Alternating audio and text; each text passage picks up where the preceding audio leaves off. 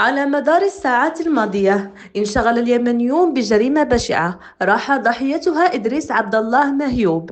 فماذا حدث بالضبط ومن يكون الجاني؟ تعود تفاصيل الواقعة عندما استقلت سيدة تدعى منال خالد عبدو سيارة الأجرة التي يقودها المسمى ياسر الطويل، والذي حصل على رقم هاتفها بحجة تسهيل التواصل لاحقا، لكنه استغله لنسج شبكة ابتزاز.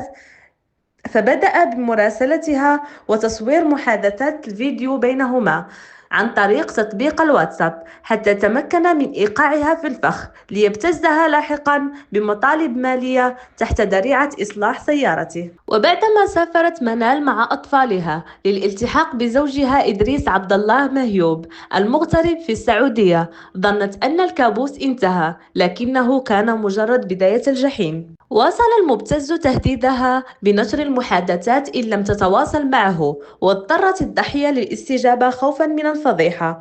ورغم إرسالها المال لم يتوقف جشعه ووحشيته، حتى قررت مواجهته قائلة: افعل ما شئت وانشر ما شئت، حيث نفذ المبتز تهديده ونشر المحادثات، مما أشعل فضيحة كبرى وصلت إلى زوجها الذي لم يتردد في الاعتداء عليها بالضرب. وفي لحظة يأس وانهيار انتظرت الزوجة حتى نام زوجها، ثم سكبت عليه زيتا مغليا تسبب في حروق هائلة أودت بحياته. وهكذا تحولت من ضحية إلى جلاد، حيث تم اعتقالها من طرف الشرطة السعودية وإيداعها في السجن. أما المبتز ياسر الطويل فتم القبض عليه في الحوبان بعد اعتراف أصدقائه بأنه كان يتفاخر بجريمته.